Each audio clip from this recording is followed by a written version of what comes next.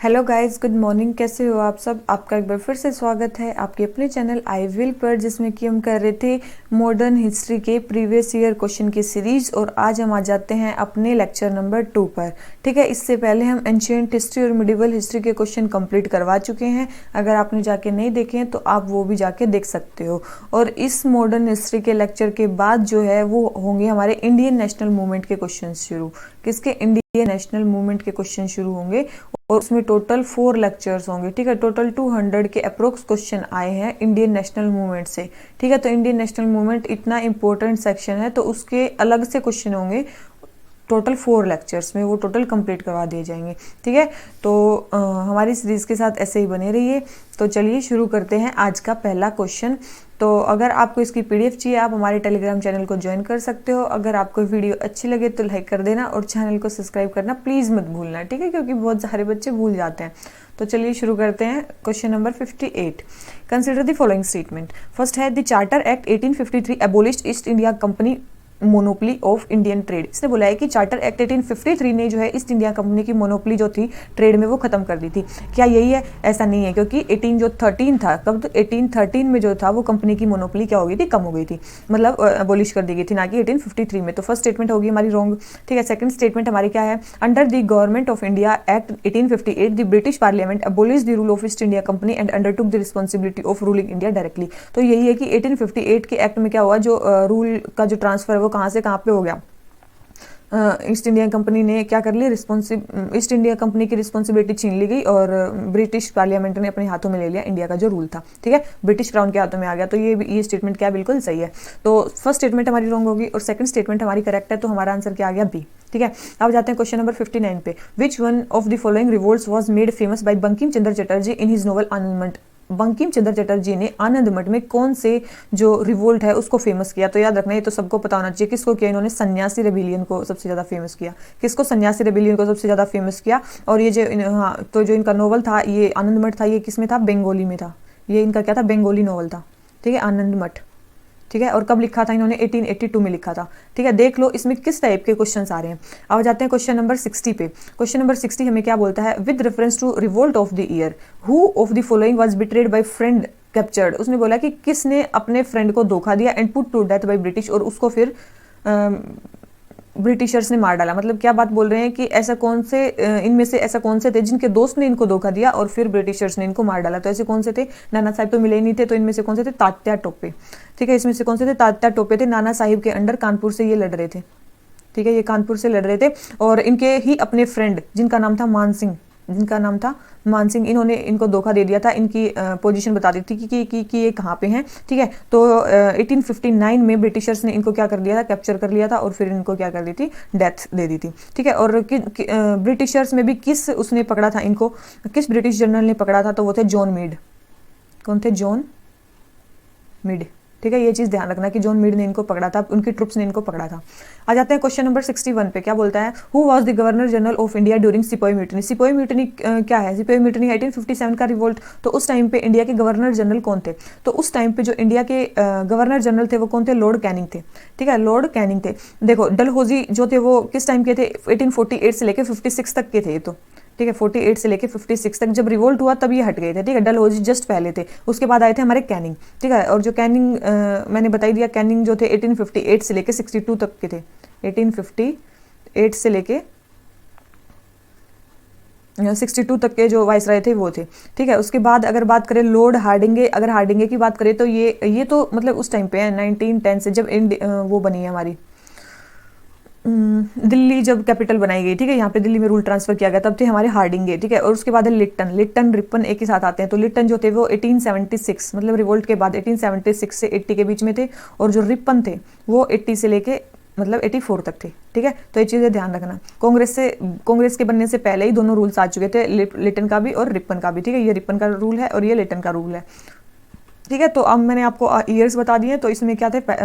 सिपाही म्यूटनी के टाइम पे कौन थे हमारे गवर्नर जनरल? वो थे लॉर्ड कैनिंग। ठीक है, तो हमारा क्वेश्चन नंबर 61 हो जाता है कंप्लीट। आ जाते हैं क्वेश्चन नंबर 62 पे। Who among the following started the newspaper Som Prakash. जो सोम प्रकाश न्यूज़पेपर है ये किसने निकाला था? ठीक है, सोम प्रकाश न्यूज़पेपर किसने निकाला था? तो ये किसने निकाला था? ईश्वर चंद्र विद्यासागर जी ने निकाला था। ठीक है, याद रखना ये न्यूज़पेपर किसने निकाला था? ईश्वर चंद्र विद्यासागर जी ने निकाला था सोम प्रकाश जो न्यूज़पेपर था वो। ठीक है, उसके बाद आ जाते हैं क्वेश्चन नंबर 63 पे। The ruler of which of the following states was removed from power by British on the pretext of miss governance. Miss governance के प्रीटेक्स्ट पे ब्रिटिशर्स ने कौन सी स्टेट्स को पावर से बाहर निकाला था? तो कौन सी थी वो? एक ही स्टेट थी जिसको मिस गवर्नेंस के लिए बाहर निकाला था, वो थी अवध। ठीक है, वो थी अवध। और ये जो जितनी भी थी झांसी, सतारा, नागपुर, ये किसके बेसिस पे थी? डॉक्ट्राइन ऑफ लैप्स के बेसिस पे थी। ये अदर्स किसके बेसिस पे थी? डॉक्ट्राइन ऑफ लैप्स के बेसिस पे थी। केवल यही थी अवध जो मिस गवर्नेंस के बेसिस पे थी। आ जाते हैं क्वेश्चन नंबर 64 पे। The first factory act restricting the working hours of women and children and authorizing local government to make necessary rules was adopted during whose time। इसने बोला है कि पहला फैक्ट्री एक्ट जिसमें कि वुमेन और चिल्ड्रन के जो वर्किंग आवर्स हैं उनको रिस्ट्रिक्ट किया गया था, कम किया गया था। ठीक है, और इसके लिए लोकल गवर्नमेंट को ऑथराइज किया गया था कि वो उसके लिए रूल बनाए। ये किसके टाइम पे हुआ था? तो आपको याद रहना चाहिए कि ये मतलब सबसे पहले तो फर्स्ट फैक्ट्री एक्ट आया कब था? ये आया था 1881 में। और अभी बताया मैंने 1881 में किसका रूल चल रहा था? लिट्टन का कि रिपन का? 80 तक चला था, देखो ये रहा 80 तक चला था लिट्टन और उसके बाद आया था रिपन। तो किसका रूल चल रहा था उस टाइम पे? रिपन का रूल चल रहा था। ठीक है, तो आंसर क्या आ गया? सी। 1881 में फर्स्ट फैक्ट्री एक्ट पास हुआ और उस टाइम पे किसका रूल चल रहा था? रिपन का। ठीक है, आ जाते हैं क्वेश्चन नंबर 65 पे। Who among the following European were the last to come to pre independence India as traders. इसने बोला कि कौन से जो यूरोपियन है वो लास्ट में आए थे प्री इंडिपेंडेंस इंडिया में एज ए ट्रेडर्स। तो कौन से थे? सबको पता होगा, फ्रेंच सबसे लास्ट में आए थे। ठीक है, फ्रेंच सबसे लास्ट में आए थे, क्योंकि अगर हम इनकी डच की बात करें तो ये 1602 में आ गए थे। ठीक है, और ये जो इंग्लिश हैं इनकी बात करें तो ये 1599 में आ गए थे। ठीक है, और जो ये पोर्टुगीज इनकी बात करें तो ये सबसे पहले 1498 में ही आ गए थे, और फ्रेंच की बात करें तो 1644 में आए थे।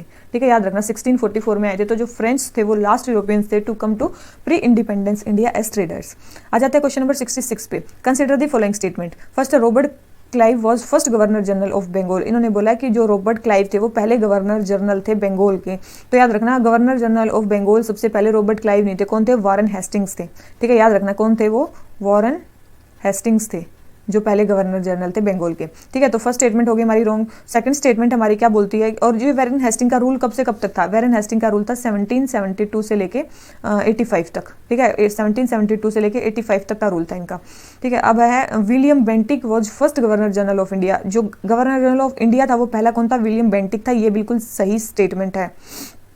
ठीक है, ये बिल्कुल सही स्टेटमेंट है। तो सेकंड स्टेटमेंट होगी हमारी करेक्ट और फर्स्ट स्टेटमेंट होगी हमारी रॉन्ग। तो सेकंड हमारा करेक्ट हो गया। अब जो ये विलियम बेंटिक है इनका टाइम कब से कब तक है? इनका है 28 से 35 तक। ये वही टाइम पीरियड है जब क्या हुआ था? सती प्रथा का अंत हुआ था। राजा राम मोहन राय ने सती प्रथा के अगेंस्ट मतलब इन्हीं ने एक्ट बनाया था, विलियम बेंटिक ने। ठीक है, आपको याद रहना चाहिए। तो उससे आपको याद रहेगा कि बेंटिक जो थे 1828 से 35 में थी, उसी टाइम पे ब्रह्म समाज की भी स्थापना हुई थी।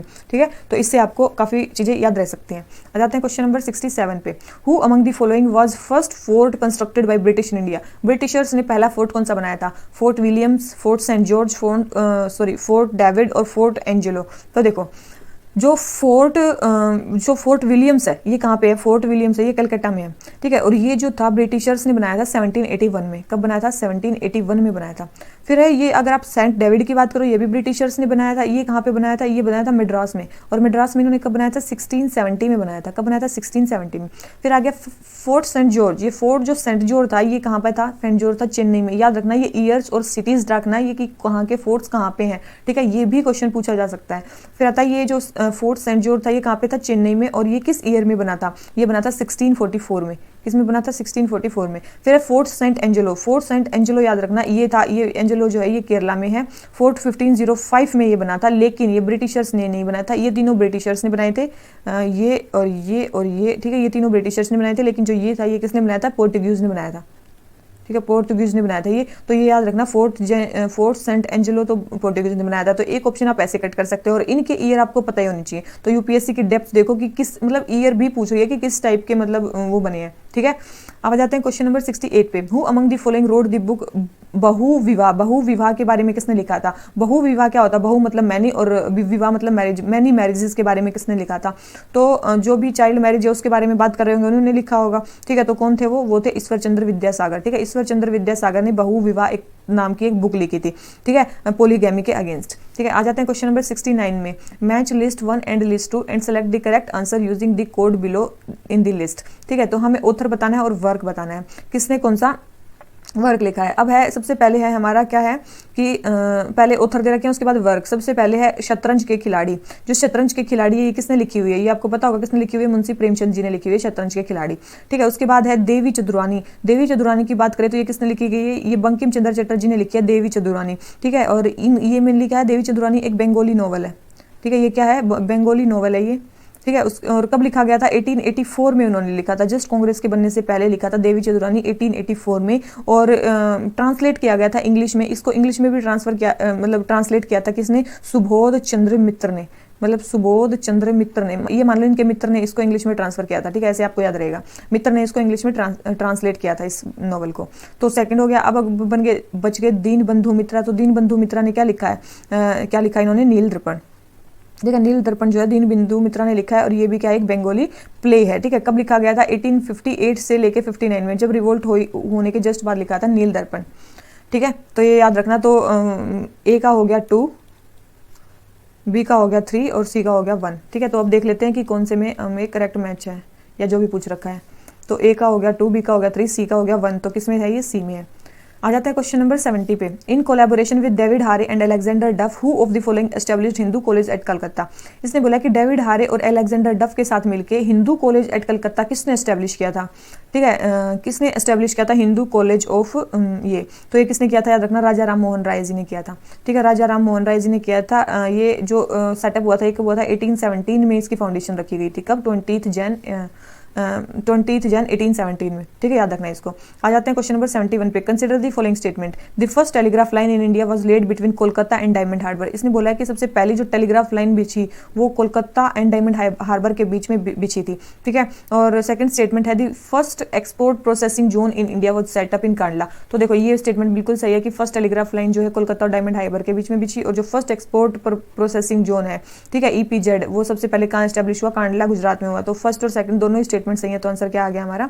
सी। और जो ये टेलीग्राफ लाइन बिछी है ये कौन से ईयर में बिछी है? 1850 में। और जो ये हमारी पहला एक्सपोर्ट प्रोसेसिंग जोन ये कब बना है? ये तो याद रखना उसके बाद बना है, ये इंडिपेंडेंस के बाद 1965 में बना है, जब हमारे लाल बहादुर शास्त्री जी जब वो थे प्राइम मिनिस्टर थे। ठीक है, ये तब बना हुआ है। तो ये हो गया हमारा। आ जाते हैं क्वेश्चन नंबर 72 पे।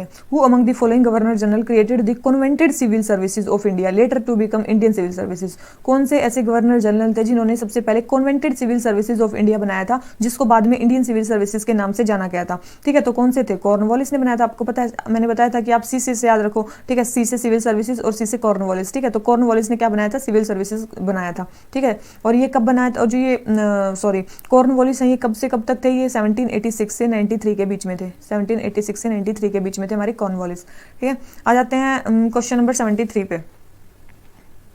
क्या बोलता है? By regulation of 1793। ठीक है, 1793 के रेगुलेशन से district collector was deprived of his judicial power. जिस डिस्ट्रिक्ट कलेक्टर को उसकी जुडिशियल पावर से क्या कर दिया गया? डिप्राइव कर दिया गया, हटा दिया गया, उसको केवल और केवल कलेक्टिंग एजेंट बना दिया गया। तो इसके पीछे रीजन क्या था? तो इसके पीछे रीजन था कि जो लॉर्ड कॉर्नवालिस थे, उन्होंने सिविल सर्विसेज की उन्होंने जॉब दी थी, तो उन्होंने सोचा कि मतलब किसी भी एक ऑफिस के पास इतनी ज्यादा पावर नहीं होनी चाहिए, तो इसी से वो करके उन्होंने ये बनाया था। तो वही है, इसका आंसर सी देखो कि Lord Cornwallis was alarmed at extent of power concentrated in district collector and felt that such absolute power was undesirable in one person। कि इतनी ज्यादा पावर एक पर्सन को नहीं देनी चाहिए। तो इसीलिए जो लॉर्ड कॉर्नवालिस है उन्होंने 1793 में, देखो ये यहाँ तक कॉर्नवालिस 1793 तक राज कर रहे हैं, तो कहेंगे हाँ, लॉर्ड कॉर्नवालिस ने क्या किया? डिस्ट्रिक्ट कलेक्टर को जुडिशियल पावर से डिप्राइव कर दिया और उसको केवल और केवल कलेक्टिंग एजेंट बना दिया। अब क्वेश्चन में ये भी आ सकता है कि कौन से गवर्नर जनरल थे जिन्होंने डिस्ट्रिक्ट कलेक्टर को जुडिशियल पावर से डिप्राइव किया और कलेक्टिंग एजेंट बना दिया? ठीक है, तो एक ये आ सकता है कि लॉर्ड कॉर्नवालिस। उसके बाद बाद एक क्वेश्चन ये भी आ सकता है कि डिस्ट्रिक्ट कलेक्टर को ब्रिटिश टाइम पे जुडिशियल पावर से जो किया गया वो कौन से उसमें किया गया, ईयर में किया गया, 1793 में। तो किसी भी टाइप से क्वेश्चन आ सकता है, ठीक है। आ जाते हैं क्वेश्चन नंबर 74 पे। Who was the immediate reason of Ahmad Shah Abdali to invade India and fight the third battle of Panipat. Third battle of Panipat जो है लड़ने का अहमद शाह अब्दाली का जो इमीडिएट रीजन था वो क्या था? क्योंकि इसके जो वो थे तिमूर शाह थे जो इनके वो उनको इनके वाइसराय उसको भगा दिया था मराठों ने, ठीक है। तो उसका बदला लेने के लिए वो आ रहा था, ठीक है। उनका मेन रीजन तो यही था। तो इनका मेन रीजन था he wanted to avenge the expansion by Marathas of his viceroy Timur Shah from Lahore, ठीक है। लाहौर से मराठाज ने तिमूर शाह को भगा दिया था, तो उसी के कारण वो उसका बदला लेने आ रहा था, ठीक है। उसका इमीडिएट रीजन तो यही था, ठीक है। और इस टाइम पे क्या उसने अहमद शाह अब्दाली ने इंडिया पे third battle of 5th bar attack किया था, ठीक है। 5th बार अटैक किया था, 1759 का टाइम था वो, ठीक है। और फाइनली उन्होंने पंजाब को कनकर कर लिया था, ठीक है। पंजाब को कनकर भी उन्होंने कर लिया था। फिर आ जाते हैं क्वेश्चन नंबर 75 पे। With reference to Pondicherry consider the following statement. The first European power to occupy Pondicherry was the Portuguese. सबसे पहले European power to occupy Pondicherry Pondicherry was Portuguese. क्या आपको लगता है कि सबसे पहले जो यूरोपियन पावर थी पोंडिचेरी को वो करने वाली वो कौन थी? पोर्चुगीज। तो ये स्टेटमेंट जो है बिल्कुल सही है। जो पहली यूरोपियन पावर थी पोंडिचेरी को ऑक्यूपाई करने वाली वो क्या थी? पोर्चुगीज थे। सेकंड है the second European power to occupy Pondicherry were the French. जो सेकंड यूरोपियन पावर थी वो फ्रेंच थी। तो याद रखना जो सेकंड यूरोपियन पावर थी जिसने उसको वो किया तो वो कौन थे? डच थे। कौन थे? डच थे, ठीक है। तो डच थे। तो सेकंड स्टेटमेंट हमारी रॉन्ग हो जाती है। सेकंड स्टेटमेंट रॉन्ग होती है, हमारा आंसर आ जाता है कि ए आ गया इसका आंसर। थर्ड है the English never occupied Pondicherry. ऐसा नहीं है, इंग्लिश ने भी पोंडिचेरी को ऑक्यूपाई किया था। कब? 1793 में, 1793 में, ठीक है। 1793 में ऑक्यूपाई किया था, लेकिन बाद में जो है फ्रेंच को लौटा दिया था। कब? 1814 में, ठीक है। 1814 में फ्रेंच को इन्होंने लौटा दिया था, ठीक है। फ्रेंच को इन्होंने लौटा दिया था। और किस ट्रीटी के बाद यहाँ पे हुई थी? ट्रीटी ऑफ पेरिस, ठीक है। ट्रीटी ऑफ पेरिस के बाद उनको लौटा दिया गया था। तो इसका आंसर आ जाता है ए। आ जाते हैं क्वेश्चन नंबर 76 पे। The tendency for increased litigation was visible during the introduction of land settlement system of Lord Cornwallis. Lord Cornwallis के टाइम पे जो लिटिगेशन है वो क्या हो गई थी? बहुत ज़्यादा इंक्रीज हो गई थी, ठीक है। वही थी जिन्होंने सिविल सर्विसेज को भी शुरू किया था, ठीक है। वही है ये, ठीक है। और याद रखना, ठीक है। तो 1793 में जो है लिटिगेशन बहुत ज़्यादा इंक्रीज हो गई थी। उसका रीज़न बताना है। तो रीज़न जो थे वो कई सारे थे, ठीक है। तो रीज़न थे, एक तो देखो इसके रीज़न काफ़ी सारे थे। रीज़न क्या थे? एक तो कोर्ट फीस जो थी ना लॉर्ड कॉर्नवालिस ने वो रिमूव कर दी थी, ठीक है। एक तो कोर्ट फीस जो है रिमूव कर दी थी, ठीक है। दूसरा एक्सटेंड कर दिया था राइट टू अपील, ठीक है। एक्सटेंड कर दिया था इन्होंने, क्या कर दिया था? Right to appeal. और कोर्ट फीस को हटाने से क्या हुआ? बहुत सारे लोग कोर्ट में आने लगे। अब कोई भी किसी को भी अपने कोर्ट में घसीट सकता था, ठीक है। तो राइट टू अपील, ठीक है। उसके बाद इन्होंने जो स्ट्रिंजेंट पनिशमेंट उस टाइम पे दी जाती थी उनको भी रिमूव किया था। स्ट्रिंजेंट पनिशमेंट जैसे हाथ काट दिया, नक काट दिया, या फिर उनको बुरी तरह से मारने की जो स्ट्रिंजेंट पनिशमेंट उस टाइम पे दी जाती थी इन्होंने उनको रिमूव किया था। तो स्ट्रिंजेंट जो पनिशमेंट्स थी उन्होंने इसको भी रिमूव किया था। तो इसलिए बहुत सारे लोग क्या थे? इनके कोर्ट्स में आने लगे। तो इंक्रीज लिटिगेशन इसलिए हो गया था। तो 76 का हमें बोल रखा है, क्या बोल रखा है? तो सबसे पहले है मेकिंग जमींदार पोजीशन स्ट्रोंगर विया द रायत। क्या उन्होंने ये किया था? बिल्कुल नहीं। Making east Indian company and overload of जमींदार, ऐसा भी नहीं था। Making judicial system more efficient, ऐसा भी नहीं था। इनमें से कोई रीजन नहीं था, ठीक है। याद रखना, अभी मैंने 2-3 रीजन बता दिए, उसके कारण जो थे वो हो रहे थे, ठीक है। ये आपको समझ में आ जाना चाहिए। आ जाते हैं क्वेश्चन नंबर 77 पे। Who among the following provided a common factor for tribal insurrection in India in 19th century. इसने बोला है कि एक कॉमन फैक्टर किसने प्रोवाइड किया ट्राइबल इंसरेक्शन के लिए? मतलब ट्राइबल्स इतने ज़्यादा जो एकदम से उठ गए 19th सेंचुरी में, वो ऐसा क्यों हुआ, ठीक है। तो ऐसा क्यों हुआ? देखो ट्राइबल्स, देखो देख लेते हैं। फर्स्ट है introduction of new system of land revenue and taxation of tribal products. देखो ट्राइबल प्रोडक्ट्स की उस टाइम पे बात नहीं थी, क्योंकि वो मेनली रॉ मटेरियल्स को ही बेचते थे। तो ट्राइबल प्रोडक्ट्स पे टैक्सेशन की बात मतलब हर जगह एक जैसा उन्होंने नहीं लगाया था। सेकंड है influence of foreign religious missionary. फिर वही बात आ जाती है कि सभी जगह जो है फॉरेन रिलीजियस मिशनरीज नहीं पहुंचे थे, ठीक है। सब जगह उनकी इतनी ज़्यादा प्रेजेंस नहीं थी। थर्ड है rise of large number of money lenders, traders, revenue farmers as middleman in tribal area. हर जगह मिडलमैन, मनी लेंडर की प्रॉब्लम नहीं थी, लेकिन मेन चीज़ ये थी कि वो उनके जो है ओल्ड एग्रेरियन जो ऑर्डर था उसको डिस्टर्ब कर रहे थे जो ब्रिटिशर्स थे। इसलिए बहुत सारे जो ट्राइबल का इंसरेक्ट हुआ 19th सेंचुरी में, ठीक है। तो इसका आंसर है ये 77 का आंसर है डी, ठीक है। Complete disruption of old agrarian order in tribal communities, ठीक है। अब आ जाते हैं क्वेश्चन नंबर 78 पे। With reference to period of colonial rule in India, home charges formed an important part of drain of wealth. Home charges एक drain of wealth का important part था, तो कौन कौन से फंड को होम चार्जेस में इंक्लूड किया जाएगा। तो देखो होम चार्जेस किसका इंपॉर्टेंट पार्ट थे, ड्रेन ऑफ वेल्थ का। तो हमें देखना कि ड्रेन ऑफ वेल्थ हो किसमें रहा है। सबसे पहले fund use to support the Indian office in London, बिल्कुल इंडियन ऑफिस को अगर लंदन में मेंटेन करना है, अगर वहां पे फंड इंडिया से जाएगा तो इंडिया की ड्रेन ऑफ वेल्थ होगी, तो ये स्टेटमेंट सही है। सेकंड है funds use to pay salaries and pension of British personnels engaged in India. इसने बोला है कि फंड जो थे वो जो ब्रिटिश पर्सनल्स यहाँ काम करते थे उनकी सैलरी देने के काम मतलब यहीं से फंड दिया जाता था, तो ये भी तो रॉन्ग था, यहाँ से भी हमारी ड्रेन ऑफ वेल्थ हो रही थी। और थर्ड है जो वॉर ब्रिटिश लड़ रहे थे उसका खर्चा भी यहीं से ले रहे थे, तो ये भी ड्रेन ऑफ वेल्थ थी, तो सारी ही ड्रेन ऑफ वेल्थ थी। तो आंसर क्या आ गया, डी। ठीक है, तो ये सारे ही होम चार्जेस में आते थे, जहाँ से जो ब्रिटिशर्स थे वो यहाँ से क्या करते थे, ड्रेन ऑफ वेल्थ करते थे। ठीक है, तो ये हो गया हमारा 78 का आंसर डी। आ जाते हैं क्वेश्चन नंबर 79 पे। क्वेश्चन नंबर 79 क्या बोलता है, what was the purpose with which sir Williams Wedderburn and W S. Caine had set up the Indian parliament committee in 1893। किस पर्पस के लिए इन दोनों ने 1893 में एक पार्लियामेंट कमेटी बनाई थी, to agitate for Indian political reforms in the House of Commons. ठीक है, और to campaign for the entry of Indians into imperial judiciary, to facilitate a discussion on India's independence in British Parliament, to agitate for entry of eminent Indians into बिल्कुल ये था कि British किसके लिए उन्होंने एजिटेट किया था, उन्होंने एजिटेट किया था to agitate for entry of eminent Indians into British parliament. ठीक है, इसके लिए उन्होंने क्या किया था, एजिटेट किया था। ठीक है, इस चीज को ध्यान रखना। ठीक है, अब आ जाते हैं क्वेश्चन नंबर 80 पे। ठीक है, इसका एक बार आप आंसर देख लेना, इसका या तो आंसर ए है या डी है। ठीक है, मेरे को अभी कंफ्यूजन हो रहा है कि शायद इसका आंसर जो होगा वो ए होगा, to agitate for Indian political reforms in House of Commons. ठीक है, तो इसका जो आंसर है मेजरली तो डी ही है, लेकिन आप एक बार इसको चेक भी कर लेना। ठीक है, अब जाते हैं क्वेश्चन नंबर 80 पे। With reference to ryotwari settlement consider the following statement. Ryotwari settlement के बारे में हमें कुछ चीजें बतानी है। ठीक है, रयोत क्या होता है, पीजेंट, और वारी मतलब होता है मतलब रिवेन्यू कलेक्शन का जो सिस्टम होता है, तो पीजेंट से ही हमें डायरेक्ट कलेक्ट करना है, तो the rent was paid directly by peasant, बिल्कुल ये स्टेटमेंट सही है। सेकंड है government gave pattas to the ryot, जब गवर्नमेंट ने उनको लैंड माप के दी तभी ना उससे वो लेगी रिवेन्यू, बिल्कुल। और थर्ड है the land were served and assessed before being taxed, बिल्कुल टैक्स देने से पहले लैंड को असेस किया जाता था, सर्वे किया जाता था, तो ये भी सही है। तो तीनों ही स्टेटमेंट सही है, तो आंसर क्या आ गया हमारा सी। ठीक है, 1, 2 एंड 3, तो आंसर आ गया डी। देखो अभी तक आप बने हुए हो तो प्लीज वीडियो को लाइक करो और चैनल को सब्सक्राइब कर दो यार प्लीज। फिर आ जाते हैं क्वेश्चन नंबर 81 पे। आ जाते हैं which of the following statements are correct regarding Brahmo Samaj. Brahmo समाज के बारे में हमें बताना है।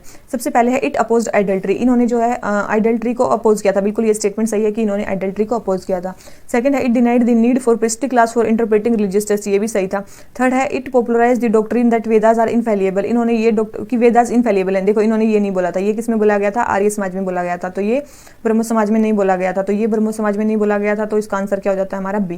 ठीक है, आ जाते हैं क्वेश्चन नंबर 82 पे। Assessment of land revenue on the basis of nature of soil and quality of crops, क्या बोल रखा है इन्होंने। विच of the following above was introduced into India by English, English ने कौन सी चीज को इंट्रोड्यूस किया था। ठीक है, सबसे पहले land revenue on the basis of nature of soil and quality of crops. अगर आपने मेडिवल इंडिया पढ़ाओ तो मैंने वहां पे भी बताया था कि अकबर ने भी क्या किया था, अकबर ने भी क्या किया था, जब्ती लैंड को क्या किया था उन्होंने on the basis of soil quality of crops के हिसाब से बांटा था। ठीक है, तो वो किन्होंने किया था, उनके अंपायर में टोडरमल जी ने किया था, मैंने ये लिखवाया भी हुआ है। ठीक है, तो असेसमेंट ऑफ लैंड ये नहीं था कि ब्रिटिश ही लेके आए थे, वो पहले भी होता था, मुगल सल्तनत में भी ये चीज चलती थी। तो फर्स्ट स्टेटमेंट होगी हमारी रॉन्ग।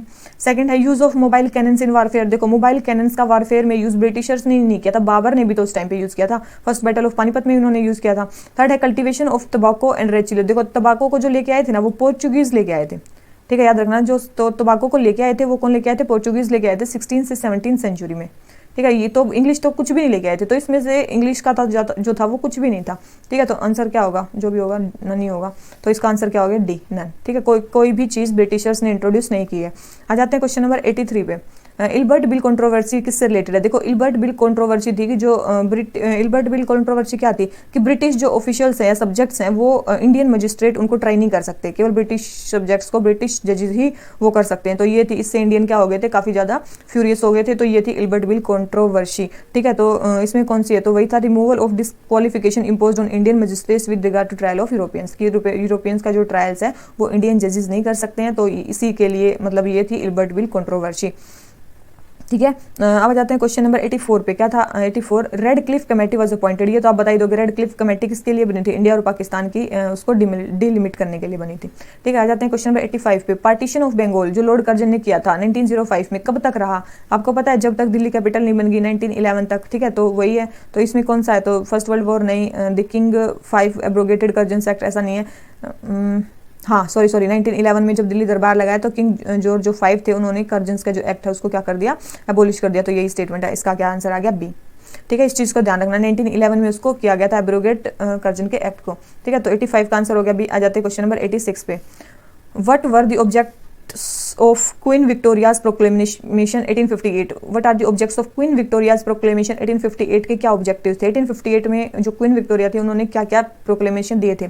फर्स्ट है to disclaim any intention to annex Indian state. To disclaim any, बिल्कुल ये स्टेटमेंट सही है कि उन्होंने बोला था कि अभी किसी भी जो स्टेट है उसको एनेक्स नहीं किया जाएगा। सेकंड है to place the Indian administrative under British crown, बिल्कुल ब्रिटिश क्राउन के अंडर रखा गया था। थर्ड है to regulate east India company's trade with India. देखो, ट्रेड विद इंडिया का मतलब उससे इस विक्टोरिया एक्ट से कोई लेना देना नहीं था। ठीक है, ट्रेड में कुछ नहीं था, वो तो पहले ही मोनोपोली उनकी खत्म कर दी गई थी 1813 में और 33 में। ठीक है, तो अभी ट्रेड के बारे में कोई बात नहीं हुई थी, तो थर्ड स्टेटमेंट नहीं है। ठीक है, तो फर्स्ट एंड सेकंड स्टेटमेंट है, तो जो आंसर आ जाता है वो आ जाता है हमारा ए। ठीक है, अब आ जाते हैं क्वेश्चन नंबर 87 पे। एक community of people call Manganiyars, इनको मनियार्स भी मतलब मनियार्स या जो भी था मनियार्स या मंगियार्स भी बोलते थे। ये क्या काम करते थे? ठीक है, ये क्या काम करते थे? तो जो ये मंगनियार्स थे ये क्या थे? ये तो आप सभी को पता होगा कि आज के टाइम पे भी इनको बोलती है, ट्राइबल कम्युनिटी है राजस्थान की जो मतलब गा गा के मतलब घूमते हैं इधर उधर। ठीक है, तो म्यूजिकल ट्रेडिशन जो थी नॉर्थ वेस्ट इंडिया में उसके लिए फेमस है मंगनियार्स। ठीक है, गाते हैं और ये पैसे कमाते हैं। 88 है दी गदर वॉज ए, गदर क्या थी? गदर एक वो बनी थी पार्टी, कहाँ पे? सैन फ्रांसिस्को में बनी थी। ठीक है, इंडियंस ने वहाँ पे हेडक्वार्टर्स बनाया था और वहाँ पे वो मेनली रिवोल्यूशन मतलब इंडिया को इंडिपेंडेंस करवाने के लिए चल रहा था। की मेंबर्स उसके कौन थे? लाला हरदयाल। ठीक है, लाला हरदयाल थे, उसके बाद सोहन सिंह थे, सोहन सिंह बाखना, उसके बाद रास बिहारी बोस थे। ठीक है, ये मेनली उसको वो चला रहे थे। आ जाते हैं क्वेश्चन नंबर 89 पे। क्या बोलता है? With reference to Indian history which of the following are essential elements of feudal system. Feudal system के जो हैं वो इंपॉर्टेंट एलिमेंट्स कौन कौन से हैं? फ्यूडल सिस्टम के इंपॉर्टेंट एलिमेंट कौन कौन से हैं? फर्स्ट है a very strong centralised political authority and a very देखो एक चीज याद रखना, very strong centralised political authority and very weak provincial. ये किस में आता है? फेडरल सिस्टम में आता है कि उसमें पावर का डिवीजन ऐसे ऐसे सेंटर और उसमें प्रोविंशियल उसमें एडमिनिस्ट्रेशन में बटा हुआ होता है। ठीक है, तो ये स्टेटमेंट तो नहीं होगी। ठीक है, क्योंकि फेडरल सिस्टम का थोड़ा सा पार्ट है। हमें बताना फ्यूडल सिस्टम जो कि लैंड से रिलेटेड था। तो emergence of administrative structure based on control and possession of land, बिल्कुल ये सही है। सेकंड है creation of lord vassal relationship between the feudal lord and is overlord, तो ये भी स्टेटमेंट सही है। मेन फ्यूडल सिस्टम का जो कंसेप्ट था वो इन्हीं दो स्टेटमेंट से कंप्लीट हो जाता है। तो इसका आंसर आ गया क्या? B, 2 and 3। ठीक है, इसका आंसर आ गया बी। तो अब आ जाते हैं क्वेश्चन नंबर 19 पे। Who were the economic critic of colonialism. Colonialism से हमें क्या हो रहा है? देश हमारा मतलब इकोनॉमिक क्रिटिक क्या थे? मतलब हमारी देश की इकोनॉमी को मतलब वो हो रहा था, तो वो कौन बता रहा था? ये कौन उसके क्रिटिक थे? तो दादा भाई नारोजी भी थे, सुब्रमण्यम अय्यर जी भी थे और आरसी दत्त भी थे। तो तीनों ही उनके वो थे। तो आंसर क्या आ गया हमारा? डी। ठीक है, आंसर क्या आ गया हमारा? डी। अब आ जाते हैं क्वेश्चन नंबर 91 पे। Government of India act 1919 clearly defined. 1919 में जो गवर्नमेंट ऑफ इंडिया एक्ट है वो क्या क्लियरली डिफाइन करता है? 1919 में the separation of power between judiciary and legislature, the jurisdiction of central and provincial government, the power of secretary state for India and viceroy, none of the above. तो 1998 में क्या था? उसमें सेंटर और provinces के बीच में जो पावर्स थी वो क्या कर दी थी? डिफाइन कर दी थी, मतलब अलग अलग कर दी थी। ठीक है, तो डाई की या फिर डाई वो जो आई थी वो यहीं पे आई थी। तो जो 91 का आंसर हो जाता है वो क्या हो जाता है? बी। और 1990 के रिफॉर्म को और क्या बोला जाता है? Montagu Chelmsford reforms. ठीक है, मोंटेग्यू चेम्सफोर्ड रिफॉर्म्स भी इनको बोला जाता है। अब आ जाते हैं क्वेश्चन नंबर 92 पे। सत्यशोधक समाज किसने बनाया था? ठीक है, सत्यशोधक समाज किसने बनाया था? ज्योतिराव फुले ने बनाया था। ठीक है, ज्योतिराव फुले ने बनाया था। ज्योतिराव फुले ने बनाया था। कब बनाया था? ये 1873 में बनाया था। ठीक है, 1873 में बनाया था। और किसके? एंटी कास्ट मूवमेंट था महाराष्ट्र में। ठीक है, याद रखना। आपको स्टेट भी याद है तभी आप कर लोगे। गुजरात में नहीं था, बिहार में नहीं था, पंजाब में नहीं था। तो ये जो सत्यशोधक समाज है ये कहाँ पे था? एंटी कास्ट मूवमेंट था महाराष्ट्र में। ठीक है, एंटी कास्ट मूवमेंट था कहाँ पे? ये महाराष्ट्र में। अब आ जाते हैं क्वेश्चन नंबर 93 पे। मोंटेग्यू चेम्सफोर्ड रिफॉर्म 1990 का जो प्रपोजल था वो किससे रिलेटेड था? अभी बताया वो किससे रिलेटेड था? कॉन्स्टिट्यूशनल रिफॉर्म से रिलेटेड था। ठीक है, अभी बताया उसमें पावर्स को ट्रांसफर और ये सब किया गया था, तो कॉन्स्टिट्यूशनल रिफॉर्म से वो रिलेटेड था। आ जाते हैं क्वेश्चन नंबर 94 पे। Consider the following. Keshav Chandra Sen is associated with establishment of which of the following. मतलब केशव चंद्र सेन किससे एसोसिएटेड है? कलकत्ता यूनिवर्सिटी कमेटी और tabernacle of new dispensation Indian reform association. देखो एक चीज ध्यान रखना, जो ये कलकत्ता यूनिटेरियन जो जो कलकत्ता यूनिटेरियन कमेटी है इससे एसोसिएटेड थे राजा राम मोहन रॉय, द्वारकानाथ टैगोर और विलियम एडम्स। ठीक है, ये इन्होंने इसको सेटअप किया था, तो ये इससे एसोसिएटेड थे। तो फर्स्ट स्टेटमेंट तो रॉन्ग होगी कि केशव चंद्र सेन कलकत्ता यूनिटेरियन कमेटी से तो एसोसिएटेड नहीं थे, तो फर्स्ट स्टेटमेंट रॉन्ग होगी। तो हमारा आंसर आ जाता है कि ये टिब्रानिकल न्यू डिस्पेंसन से भी रिलेटेड थे और इंडियन रिफॉर्म एसोसिएशन से भी रिलेटेड थे, तो इन दोनों से ही ये रिलेटेड थे। ठीक है, याद रखना इन दोनों से ही ये रिलेटेड थे। तो अब आ जाते हैं किस पे, 90 क्वेश्चन नंबर 95 पे। ठीक है, 95 क्या बोलता है, what was the main reason for split of Indian National Congress at Surat in 1907। Surat में जो स्प्लिट हुआ 1907 में कांग्रेस का, तो वो मॉडरेट्स में और एक्सट्रीमिस्ट्स में क्यों हुआ? तो क्यों हुआ? Introduction of communalism into politics by lord Minto, ऐसा नहीं था। Extremist lack of faith in capacity to of moderates to negotiate with British government. बिल्कुल एक्सट्रीमिस्ट नहीं समझ पा रहे थे, मतलब एक्सट्रीमिस्ट को फेथ नहीं था, मतलब जो मॉडरेट्स थे उसमें उनको फेथ नहीं था, इसलिए उनका क्या हो गया, स्प्लिट हो गया। ठीक है, तो सूरत स्प्लिट भी इसको बोला जाता है, तो इसका आंसर क्या हो गया, बी। आ जाते हैं क्वेश्चन नंबर 96 पे। The plan of sir Stafford Cripps envisages that after second world war. Cripps का क्या मिशन था कि वो क्या बोल रहे थे कि सेकंड वर्ल्ड वॉर के बाद वो क्या करेंगे? तो याद रखना वो डोमिनियन स्टेटस देंगे इंडिया को। उन्होंने ऐसा बोला था क्रिप्स ने कि वो क्या देंगे, डोमिनियन स्टेटस प्रोवाइड करेंगे इंडिया को। आ जाते हैं क्वेश्चन नंबर 97 पे। With reference to cultural history of India consider the following statement. Cultural history के बारे में बताना है। Most of the Tyagaraja kritis are devotional song in praise of lord Krishna. Second है Tyagaraja created several ragas. Third है Annamacharya and Tyagaraja are contemporary. देखो ये स्टेटमेंट जो होता है ना, ये स्टेटमेंट आप सोच सकते हो कि ये स्टेटमेंट जो हो सकता है ये मतलब 90 to 95% रॉन्ग हो सकता है, क्योंकि इनमें हमें पता नहीं होता। ठीक है, लगभग इनका मतलब पता नहीं होता है। तो जो ये स्टेटमेंट है ना, ये हमारी क्या रॉन्ग है, क्योंकि जो हमारे ये थे ना अन्नमाचार्य, ये थे 15th सेंचुरी के। ठीक है, ये जो अन्नमाचार्य ये हैं 15th सेंचुरी के, और जो हमारे त्यागराज हैं ये कौन से हैं, 18th सेंचुरी के हैं। 18 मतलब 1767 के हैं, तो कंटेम्प्रेरी तो है ये नहीं। तो थर्ड स्टेटमेंट रॉन्ग होती है, तो हमारा डायरेक्ट आंसर ही आ जाता है। अगर हमें पता भी नहीं है भी, तो भी हमारा डायरेक्ट आंसर आ जाता है कि यस त्यागराज ने बहुत सारे राग बनाए हैं, और मतलब ये अन्नमाचार्य के जो मेनली कीर्तन थे वो किसके लिए थे, लॉर्ड वेंकटेश्वर के लिए ही थे। ठीक है, तो ये चीज़ आप ध्यान कर सकते हो कि कोई एक स्टेटमेंट देखो, मतलब आपको मेन क्या है, भक्ति सेंट्स का टाइम पीरियड आपको याद रखना ही होगा। ठीक है, जो फेमस भक्ति सेंट्स हैं। आ जाते हैं क्वेश्चन नंबर 98 पे। This staple commodity of export by English East India Company from Bengal in middle of 18th century. कौन से थे? Cotton, silk, saltpetre and opium. ठीक है, cotton, silk, saltpetre and opium ये थे इंपोर्टेंट एक्सपोर्ट के आइटम्स। ठीक है, आ जाते हैं क्वेश्चन नंबर 99 पे। Which one of the following statement does not apply to this system of subsidiary alliance introduced by lord Wellesley. Subsidiary alliance किसने introduce की? लॉर्ड वेलेस्ले ने इंट्रोड्यूस की, तो उसके लिए कौन सी स्टेटमेंट सही नहीं है? तो देखो कौन सी स्टेटमेंट सही नहीं है पूछा। ठीक है, to maintain a large standing army at others expense. बिल्कुल इसमें सब्सिडरी अलायंस में यही था कि दूसरे के एक्सपेंस पे हमें लार्ज स्टैंडिंग आर्मी रखनी थी। We had to keep India safe from Napoleon danger. बिल्कुल इससे भी प्रिवेंट करना था। थर्ड है to secure a fixed income for company. Income का कुछ नहीं था कि फिक्स्ड इनकम का कोई रिलेशन नहीं था। ठीक है, फोर्थ है to establish British paramountcy over the Indian states. ये भी बिल्कुल सही है, ये करना चाहते थे। तो ये सारी चीज़ें सही हैं। सब्सिडरी अलायंस इन तीन चीज़ों के लिए थी, इन तीन चीज़ों के लिए तो थी, लेकिन फिक्स्ड इनकम के लिए मतलब उनका कोई इंटेंशन नहीं था। आ जाते हैं क्वेश्चन नंबर 100 पे। Economically one of the result of British rule in India in 19th century was. Economically क्या इंपैक्ट था ब्रिटिश रूल का इंडिया में? क्या था? Increase in exports of Indian handicraft. बिल्कुल खत्म हो गए थे हैंडीक्राफ्ट तो। ठीक है, increase growth in number of Indian owned factory तो वहाँ पे मतलब इंडिया में इन्होंने लगाई ही नहीं। सी है कमर्शलाइजेशन ऑफ इंडियन एग्रीकल्चर। बिल्कुल इंडियन एग्रीकल्चर का जो रॉ मटेरियल था वो मतलब ज़्यादा बाहर जाता था, इंडस्ट्रीज तो इंडिया की खत्म हो गई थी। Rapid increase in urban population, ये मतलब ब्रिटिश के जस्ट उस टाइम पे नहीं था। ठीक है, तो आंसर आ गया सी। आ जाते हैं क्वेश्चन नंबर 101 पे। इकोनॉमिक इंपैक्ट मेन बताना है इसका। तो अर्बन पॉपुलेशन बढ़ने से ये क्या हो गया, मतलब अगर बढ़ती भी है तो ये सोशल इंपैक्ट मेन ज़्यादा गिना जाएगा। आ जाते हैं क्वेश्चन नंबर 101 पे। Who among the following events happens earliest. सबसे पहले इवेंट कौन सा हुआ इनमें से? देखो, दयानंद सरस्वती ने आर्य समाज एस्टेब्लिश किया कब? 1875 में। फिर नील दर्पण दीनबंधु मित्रा ने कब लिखा? 1859 में। ठीक है, फिर बंकिम चंद्र चट्टोपाध्याय ने आनंद मठ कब लिखा? ये लिखा इन्होंने 1882 में। ठीक है, और फिर सत्येंद्र नाथ टैगोर ने सिविल सर्विसेज कब पास की?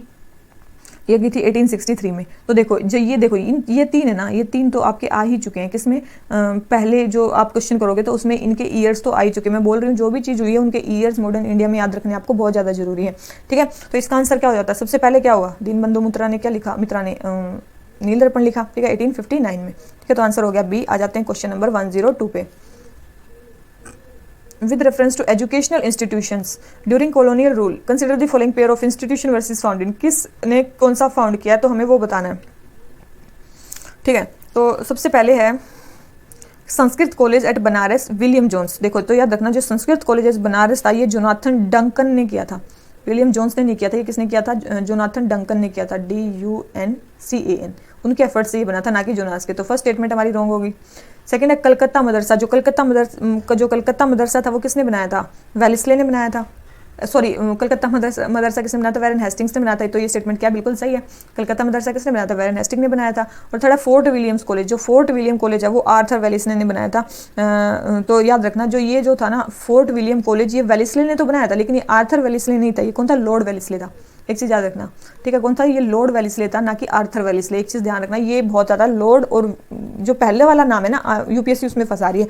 लॉर्ड हो गया, वारन हेस्टिंग, लॉर्ड हेस्टिंग, ठीक है, ऐसे ऐसे जो नाम है वो काफ़ी ज़्यादा इंपॉर्टेंट है, तो उनको अच्छे से देखना जब आप वाइसरॉय या गवर्नर जनरल पढ़ रहे हो, ठीक है। और किसने कौन से कॉलेज स्टैब्लिश किए हैं, कौन सा फोर्ट बनाया है, कौन से बैटल्स हुए हैं, ठीक है, किसका किसके साथ बैटल हुआ है, किसने कौन सी बुक लिखी हुई है, कौन कहाँ से था, ठीक है। तो ये इनके ईयर्स याद रखना बहुत ही ज़्यादा इंपॉर्टेंट है। आ जाते हैं क्वेश्चन नंबर 103 पे। Regarding Wood dispatch which of the following statements are true? First, a grant in aid was introduced. Establishment of university was recommended. English as a medium of instruction at all level of education was introduced. तो इसने बोला कि क्या बोला है?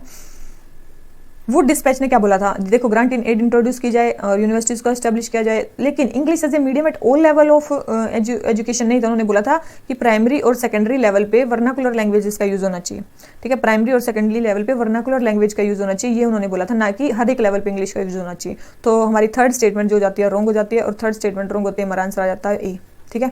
आ जाते हैं question number 104 पे। क्या बोलता है? Which of the following led to introduction of English education in India? English education के इंट्रोडक्शन से रिलेटेड कौन सा इसमें एक्ट है? 1813 बिल्कुल, यहाँ पे पैसे पास हुए थे 1 लाख। सेकंड है journal committee of public instruction 1823, ये भी सही है। और थर्ड है ओरिएंटलिस्ट एंग्लिसिस्ट कंट्रोवर्सी, ये उसके इंट्रोडक्शन से तो रिलेटेड है ही, ठीक है। तो तीनों ही रिलेटेड है, तो आंसर क्या आ गया इसका? डी, ठीक है, आंसर क्या आ गया? डी। आ जाते हैं क्वेश्चन नंबर 105 पे। Who among the following were founder of Hind मजदूर सभा? हिंद मजदूर सभा के जो फाउंडर थे वो कौन थे? 1948 में जो थी बनी थी, हिंद मजदूर सभा के फाउंडर कौन थे? तो हिंद मजदूर सभा के जो फाउंडर थे वो कौन थे? अशोक मेहता, रामानुज और जीजी मेहता, ठीक है, याद रखना, अशोक मेहता, जीजी मेहता और रामानुजम, ठीक है। तो ये थे इनके फाउंडर्स। 1848 में फाउंड की गई थी हिंद मजदूर सभा, ठीक है। क्वेश्चन देखो 2018 में आया हुआ है ये, ठीक है। आ जाते हैं क्वेश्चन नंबर 106 पे। Which one of the following foreign travellers elaborately discussed about diamonds and diamonds mine? देखो, डायमंड और डायमंड माइन के बारे में किसने डिस्कस किया था?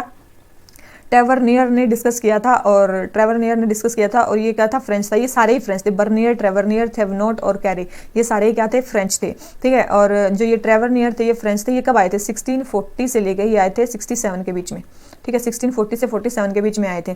फिर आते हैं थेवरनोट, ये आए थे 1626 में, ठीक है। और इन्होंने मेनली इंडिगो कल्टीवेशन के बारे में मेन लिखा था। किसके बारे में? इंडिगो कल्टीवेशन के बारे में इन्होंने मेनली लिखा था, ठीक है। और यही था। फिर है फ्रांसिस जो बर्नियर है। ये बर्नियर कब आए थे? बर्नियर जो थे मुगल टाइम पे आए थे, 1672 से 74 के बीच में आए थे, और उन्होंने मेनली पोर्ट टाउन्स के बारे में लिखा था। किसके बारे में? पोर्ट टाउन्स के बारे में इन्होंने मेनली लिखा था, ठीक है, बर्नियर ने। फिर आते हैं अबे कैरे। अबे कैरे जो हैं ये भी फ्रेंची थे, पता था। ये 1672 से 74 में ये आए थे, ठीक है, दोनों सेम टाइम पे आए थे, अबे कैरे और फ्रांसिस बर्नियर, ठीक है। ये फ्रांसिस बर्नियर इन दोनों से लेट आए थे, ट्रेवरनियर और थेवरनोट से, ठीक है। और इन्होंने क्या लिखा था? More about port towns, sorry देखो, जो इन्होंने तो लिखा था मेन पोर्ट टाउन्स के बारे में। किसने? एबे कैरे ने, ठीक है, मेरे को भी याद आ गया। एबे कैरे ने लिखा था मेनली पोर्ट टाउन्स के बारे में, लेकिन जो ये बर्नियर था इन्होंने मेनली किसके बारे में लिखा था? लाइफ ऑफ पीजेंट्स, टाउन्स और इंडस्ट्रीज, इनके बारे में लिखा था। मेनली इन्होंने life of peasants, towns, industries, इन सब के बारे में लिखा था। पीजेंट्स की लाइफ के बारे में लिखा था बर्नियर ने, ठीक है, याद रखना। इन्होंने पीजेंट्स की लाइफ के बारे में लिखा था। ट्रेवरनियर अभी बता ही दिया कि डायमंड और डायमंड माइंस के बारे में लिखा था, और थेवरनोट थे, उन्होंने इंडिगो कल्टीवेशन, और इन्होंने पोर्ट टाउन्स, ठीक है। तो ये सारे ही फ्रेंच थे। मीन्स में क्वेश्चन आ जाता है कि फ्रेंच जो थे मेडिवल हिस्ट्री से ट्रेवलर, उनके कुछ अकाउंट बताओ। तो अगर ऐसा आता है तो आप इन 4 का बता सकते हो, और उन्होंने ये चीजें बताई हैं, तो इससे आप अपना क्वेश्चन भी कंप्लीट कर सकते हो, ठीक है। 4 अगर 10 मार्क में आता है तो ये क्वेश्चन आपका कंप्लीट हो जाएगा। तो ये हो जाता है हमारा कंप्लीट। आ जाते हैं किस पे? हाँ, देखो, ये बर्नियर जो था ये 50 to 58 में आया था, ये 72 में नहीं आया था, 52 के 58 में आया था। ये भी मैंने रॉन्ग लिखवा दिया है, ठीक है। तो ये 50 to 58 में आया था, और ये सारी चीज़ें हो जाती हैं 106 की। आ जाते हैं क्वेश्चन नंबर 107 पे। कंसिडर दी फॉलोइंग इवेंट्स, हमें कुछ इवेंट्स बताने हैं को कब हुआ है। सबसे पहले डेमोक्रेटिकली इलेक्टेड गवर्नमेंट कब बनी है? 57 में ही बनी है ये तो। फिर स्टेट बैंक ऑफ इंडिया कब बना है? 1955 में। ठीक है। उसके बाद है कि एयर इंडिया कब नेशनलाइज हुई 1953 में, और फिर गोवा कब इंडिपेंडेंट हुआ 1961 में, ठीक है। और फुल स्टेटहुड गोवा को कब मिला था 1987 में, ठीक है। तो इसका जो करेक्ट सीक्वेंस होगी वो क्या होगी, ये होगी, ठीक है। तो हमें करेक्ट सीक्वेंस ही बतानी है। तो ईयर देखो कितने ज़्यादा इंपॉर्टेंट है, हर एक साल मतलब ईयर ही पूछे जा रहे हैं, सीक्वेंस पूछी जा रही है। With reference to land reforms in independent India which one of the following statements is correct. Land reforms के बारे में बताना है। फर्स्ट है the ceiling laws were aimed at family holdings and not individual holding. Correct statement बतानी है। तो याद रखना जो मेनली जो सीलिंग लॉज थे वो इंडिविजुअल होल्डिंग के ऊपर थे, ना कि फैमिली होल्डिंग के ऊपर। तो फर्स्ट स्टेटमेंट होगी रॉन्ग। सेकंड है the major aim of land reforms was providing agriculture land to और लैंडलेस। बिल्कुल लैंडलेस को लैंड प्रोवाइड करना ही मेन चीज था। लैंड रिफॉर्म्स का जो मेजर ऑब्जेक्टिव था वो तो यही था, ठीक है, याद रखना। अब आ जाते हैं क्वेश्चन नंबर 109 पे। 1813 के एक्ट के बारे में बताना है। It ended trade monopoly of east India company except trade in tea and China. बिल्कुल ये सही है। सेकंड है it asserted sovereignty of British crown over Indian territories held by the companies. इसने बोला है कि इससे क्या हुआ, ब्रिटिश जो है उनकी it asserted the sovereignty of British crown over Indian territories held by company. बिल्कुल ये ब्रिटिश क्राउन की यहाँ पे सोवरेनिटी आ गई थी, मतलब मेनली ट्रेड की मोनोपोली वहाँ खत्म कर दी थी। थर्ड है the revenue of India was now controlled by British parliament. Revenue of, देखो रेवेन्यू ऑफ इंडिया ऐसा कुछ नहीं था कि रेवेन्यू ऑफ इंडिया को ब्रिटिश कंट्रोल करेंगे, ये स्टेटमेंट नहीं थी, ठीक है। तो ये स्टेटमेंट हमारी रॉन्ग हो जाती है, आंसर हो जाता है ए। आ जाते हैं 110 पे। क्या बोलता है, मूवमेंट और उसके लीडर कौन कौन थे। ऑल इंडिया अनटचेबिलिटी लीग, ठीक है। ऑल इंडिया अनटचेबिलिटी लीग ये कब फाउंड की गई थी, 1932 में फाउंड की गई थी। किसने की थी, ये तो पता ही, महात्मा गांधी जी ने की थी। ऑल इंडिया किसान सभा, बिल्कुल स्वामी सहजानंद सरस्वती जी ने की थी, और ये 1936 में एस्टेब्लिश की गई थी, ठीक है। फिर है कि और एन जी रंगा इसके जनरल सेक्रेटरी थे, आपको याद हो तो क्या थे, एन जी रंगा इसके जनरल सेक्रेटरी थे। फिर है सेल्फ रिस्पेक्ट मूवमेंट, ये भी रामास्वामी अयरकर, ये भी स्टेटमेंट क्या सही है। तो तीनों ही स्टेटमेंट सही है। तो आंसर 110 का क्या हो गया, 1, 2 एंड 3। आ जाते हैं क्वेश्चन नंबर 111 पे। Indigo cultivation in India decline by beginning of 20th century because. Indigo cultivation जो थी इंडिया में वो डिक्लाइन हो गई 20th सेंचुरी की बिगिनिंग से। ऐसा क्यों हुआ, ठीक है। इंडिगो कल्टीवेशन कम क्यों होगी, क्योंकि जो पीजेंट थे उन्होंने क्या किया, प्लांटर्स के खिलाफ, ओप्रेसिव कंडक्ट के खिलाफ बोलना शुरू कर दिया, ठीक है। पीजेंट्स ने क्या किया, रेजिस्टेंस किया। इसके कारण क्या हुआ, जो इंडिगो कल्टीवेशन जो है डिक्लाइन हो गई इंडिया में। आ जाते हैं क्वेश्चन नंबर 112 पे। Wellesley established fort William college eight Calcutta because. देखो अब आजकल कारण पूछा जा रहा है, ऐसा क्यों हुआ, ठीक है। ईयर्स की बजाय देखो 2020 में जो है मेजर रीजंस पूछे गए हर चीज की, ऐसी क्यों हुई, ठीक है। Wellesley established fort William college eight Calcutta क्यों बनाया, क्योंकि वो क्या करना चाहते थे, जो ब्रिटिश सिविलियंस थे उनको एडमिनिस्ट्रेटिव पर्पज के लिए ट्रेनिंग देने के लिए उन्होंने ऐसा बनाया था, ठीक है, याद रखना। अब जाते हैं 113 पे। विच of the following statement correctly explain the impact of industrial revolution on India. जो इंडस्ट्रियल रिवॉल्यूशन ब्रिटेन में हुआ था उसका इंपैक्ट इंडिया पे क्या पड़ा था। इंडियन हैंडीक्राफ्ट वर रूइंड, तो उसका इम्पैक्ट जो था मेन तो यही था कि वहाँ पे सस्ते प्रोडक्ट्स वो लाते थे वहाँ के इंडस्ट्रीज में बने हुए, और यहाँ का कच्चा माल ले जाते थे, तो यहाँ की जो हैंडीक्राफ्ट जो इंडस्ट्री थी वो बिल्कुल ही क्या होगी, रुइन होगी। तो ठीक है, तो ये स्टेटमेंट क्या हो गया, करेक्ट हो गया। तो इसका जो आंसर हो जाता है वो जाता है ए। आ जाते हैं क्वेश्चन नंबर 114 पे। Vithal Vidhwansak the first monthly journal to have untouchable people as its target audience was. देखो जो विठल विध्वंसक थी ये पहली मंथली जर्नल थी अनटचेबल पीपल के लिए, जिनकी टारगेट ऑडियंस मेनली क्या थी, अनटचेबल पीपल थे। तो ये मेनली किसने, विठल विध्वंसक किसने शुरू की थी, तो याद रखना ये किसने की थी, गोपाल बाबा वागलांकर ने, ठीक है। ये महार मूवमेंट के क्या थे, लीडर थे। महार मूवमेंट के क्या थे, लीडर थे। महार मूवमेंट के लीडर थे।